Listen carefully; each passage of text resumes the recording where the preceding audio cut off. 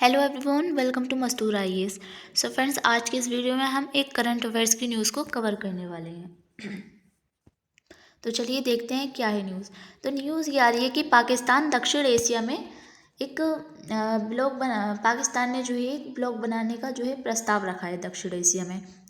तो जो पाकिस्तान है वो चाहता है कि इसमें जो है भारत को शामिल नहीं करेगा, मतलब इसमें शामिल नहीं करना चाहता पाकिस्तान भारत को। तो इससे क्या होगा, क्या भारत को इससे कोई नुकसान होगा या फिर इससे कोई फ़ायदा होगा ऐसा, या फिर मतलब जो दक्षिण एशिया के और भी जो देश हैं तो क्या वो इसमें शामिल हो सकेंगे भारत को छोड़कर।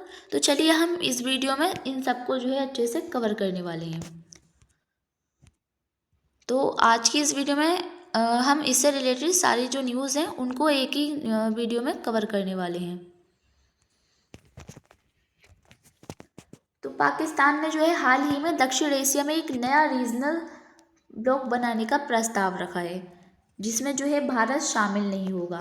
ये प्रस्ताव सार्क की निष्कर्षता, भारत पाक का तनाव और चीन के बढ़ते प्रभाव के बीच सामने आया है। मतलब कि भारत और पाकिस्तान के बीच जो तनाव चल रहे हैं उसको लेकर जो पाकिस्तान है वो इस ब्लॉक में जो है भारत को शामिल नहीं करना चाहता।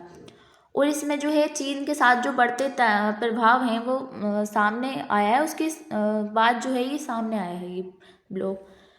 तो इससे क्या होगा, अब हम देखते हैं कि पाकिस्तान का ये नया दक्षिण एशियाई ब्लॉक प्रस्ताव क्या है। इसके बारे में देखते हैं हम क्या है ये प्रस्ताव। तो पाकिस्तान क्या बनाना चाहता है, तो पाकिस्तान चाहता है कि दक्षिण एशिया में एक नया क्षेत्रीय संगठन बने। मतलब कि दक्षिण एशिया में जो है भारत को छोड़कर जो और देश है उनके साथ मिलकर एक संगठन बनाए।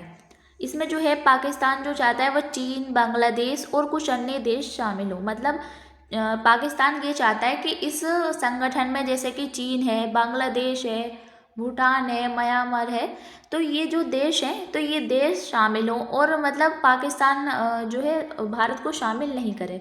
जो ये और देश हैं इनको शामिल करके एक संगठन बनाना चाहता है पाकिस्तान, और भारत को इस ब्लॉक से बाहर रखा जाए। मतलब कि पाकिस्तान ये चाहता है कि इस ब्लॉक से जो है भारत को अलग किया जाए, मतलब अलग रखा जाए। इशाक डार मतलब पाकिस्तान के जो उप प्रधानमंत्री व विदेश मंत्री हैं तो इस प्रस्ताव को आगे बढ़ा रहे हैं। तो ये जो प्रस्ताव है इसको आगे बढ़ा रहे हैं जो पाकिस्तान के उप प्रधानमंत्री हैं और विदेश मंत्री, तो इस प्रस्ताव को देख रहे हैं। अब हम देखते हैं कि इसमें पाकिस्तान का क्या दावा है। तो सार्क के कई सालों से ठप पड़ा है। मतलब कि सार्क जो है इसमें जो जितने भी देश शामिल हैं तो ये जो सार्क है तो ये मतलब बहुत सालों से चालू नहीं है, मतलब ये पूरी तरह से बंद पड़ा है। और भारत पाकिस्तान के तनाव के कारण क्षेत्रीय विकास रुक गया है। मतलब जैसे भारत और पाकिस्तान के बीच जो तनाव चल रहे हैं इस टाइम, तो उसके कारण से जो है क्षेत्रीय विकास, मतलब जो विकास है तो वो रुक गया है। नया ब्लॉक व्यापार, तकनीक, कनेक्टिविटी और विकास पर काम कर सकते हैं। तो ये इसको बाद जो है मतलब सार्क में जो था वो काम नहीं कर रहा, वो ठप पड़ा है। तो और ये जो है भारत पाकिस्तान के जो मतलब के बीच जो है तनाव इतना ज़्यादा मतलब चल रहा है, तो इसको लेकर जो था एक नया प्रस्ताव लाना पड़ा, मतलब नया ब्लॉक जिसमें कि व्यापार, तकनीक, कनेक्टिविटी, तो इससे जो है विकास के ऊपर जो है काम किए जा सकते हैं इस ब्लॉक के माध्यम से। तो अब हम देखते हैं कि सार्क की विफलता और चीन की भूमिका, इसके बारे में हम देखते हैं। तो सार्क क्यों निष्क्रिय पड़ा, मतलब सार्क इतना कमज़ोर क्यों पड़ा, इसके बारे में देखते हैं। तो 2016 के बाद से सार्क कोई भी बड़ी बैठक नहीं हुई। मतलब जो सार्क है तो उसमें 2016 के बाद से जो है ऐसी मतलब कोई बैठक ही नहीं हुई है उसमें। भारत पाकिस्तान राजनीतिक टकराव ने जो है सार्क को लगभग मृत प्राय कर दिया है। मतलब कि जो भारत पाकिस्तान के बीच जो मतलब टकराव चल रहे हैं तो उसकी वजह से जो था सार्क को बिल्कुल ही समाप्त करने का मतलब संकेत है, मतलब उसको बिल्कुल ही समाप्त कर दिया है। पाकिस्तान ने जो है इसी का फ़ायदा उठाकर नया ढांचा बनाना चाहता है। मतलब पाकिस्तान इसी मतलब बात का फ़ायदा उठाकर एक नया जो है प्रस्ताव लाना चाहता है, एक नया ब्लॉक बनाना चाहता है, जिसमें कि वो अपनी और देश दक्षिण एशियाई के जितने भी और देश हैं तो उनको उसमें शामिल करना चाहता है। अब हम देखते हैं कि इसमें चीन की रणनीतिक दिलचस्पी क्या है। तो चीन सीपीईसी और उस अपने प्रभाव बढ़ाने की नीति के चलते दक्षिण एशिया में बड़ा रोल चाहता है। मतलब जो चीन है वो अपना प्रभाव, मतलब अपना जो प्रभाव है उसको बढ़ाने के लिए, और तो उसमें जो है दक्षिण एशिया में अपना रोल चाहता है वो, चीन जो चाहता है। और चीन और पाकिस्तान मिलकर जो है भारत को अनदेखा कर क्षेत्रीय ढांचा बनाने की कोशिश में है। मतलब जो चीन है वो पाकिस्तान, ये दोनों मिलकर जो है षड्यंत्र रच रहे हैं। मतलब ये दोनों मिलकर ही जो है भारत को अलग करना चाहते हैं और अब दोनों मिलकर एक अपना क्षेत्रीय ढांचा बनाना चाहते हैं ये। अब हम देखते हैं इसमें कौन कौन से जो ब्लॉक, इस ब्लॉक में जो है कौन कौन से देश इसका हिस्सा बन सकते हैं, तो इसके बारे में देखते हैं हम। तो इसमें देखते हैं कि बांग्लादेश की क्या प्रतिक्रिया है इसमें। तो बांग्लादेश ने जो कहा है कि ये प्रस्ताव रणनीतिक तौर पर संभव है।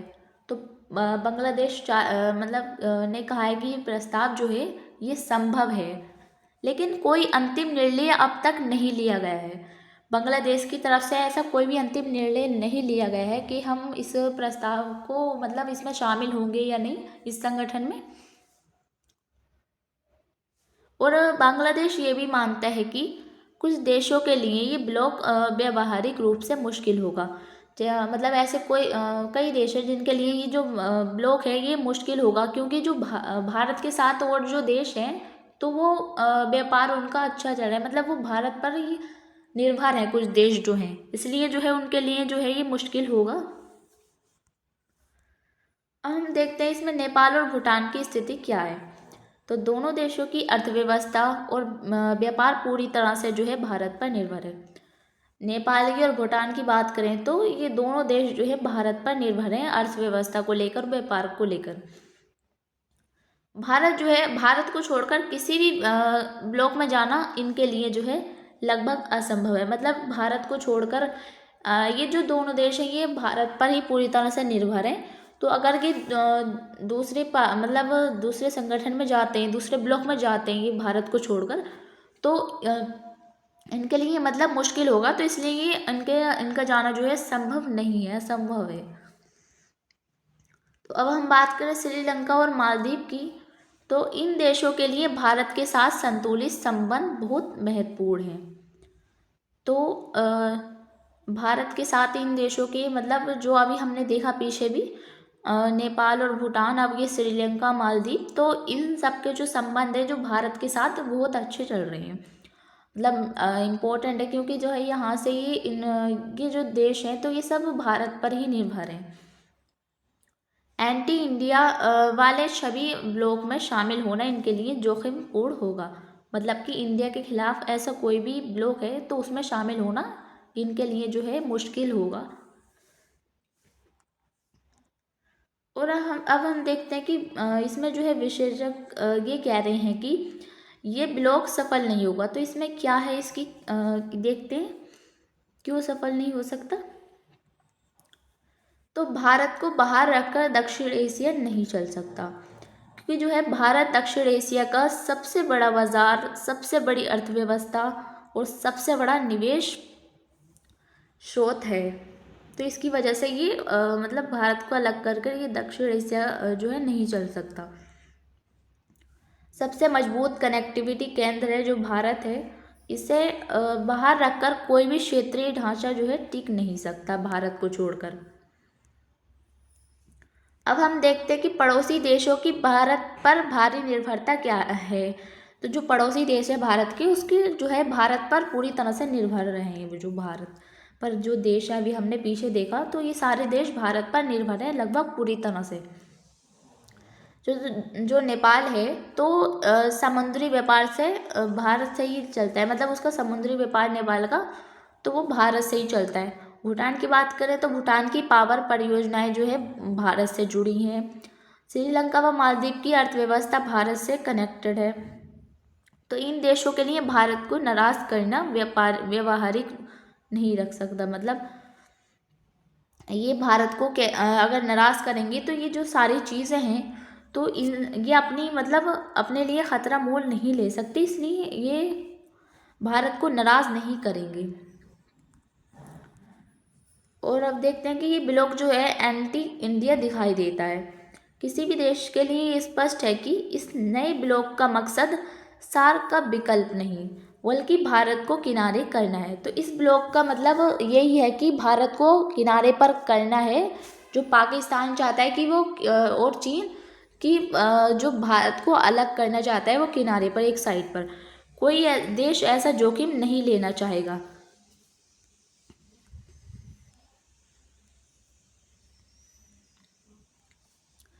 ये योजना व्यवहारिक नहीं, सिर्फ राजनीतिक संदेश। विशेषज्ञ मानते हैं कि पाकिस्तान की ये कोशिश सिर्फ एक राजनीतिक संकेत है।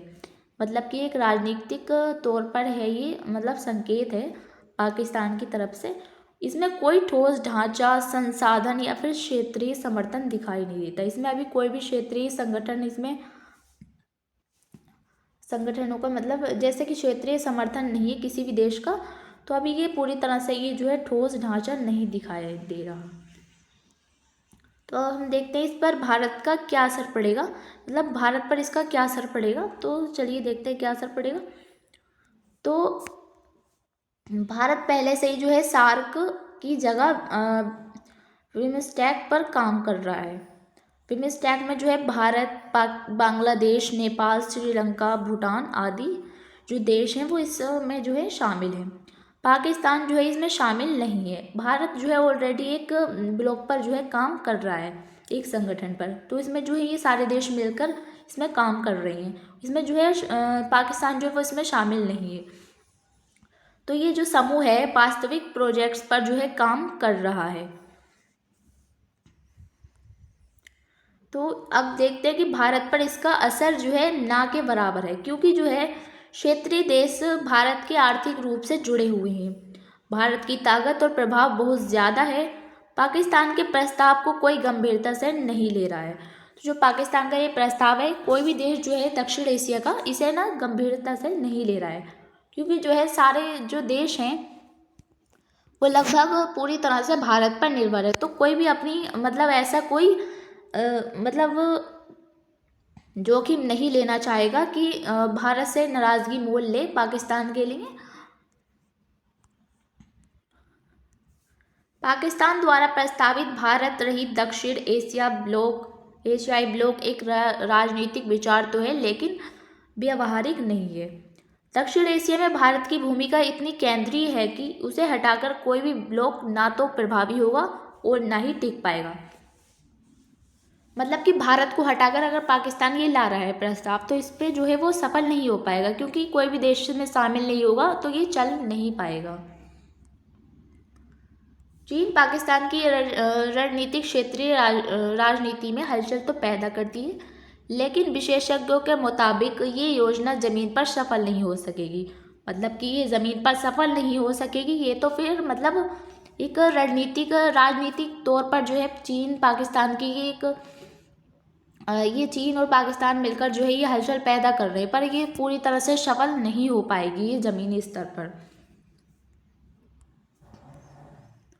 तो फ्रेंड्स, आज की इस वीडियो में हमने जो इस टॉपिक के बारे में, इस न्यूज़ के बारे में अच्छे से समझा कि इससे क्या भारत पर क्या असर होंगे। जो पाकिस्तान और चीन मिलकर ये प्रस्ताव ला रहे हैं, तो इससे क्या फ़ायदे होंगे या कौन कौन से देश जो है इसमें शामिल होंगे, तो हमने इसके बारे में अच्छे से समझा। तो आई होप आपको ये न्यूज़ अच्छी लगी होगी। तो आज के लिए इतना ही, मिलते हैं और किसी इंटरेस्टिंग वीडियो के साथ। तब तक के लिए बाय, थैंक्स फॉर वॉचिंग।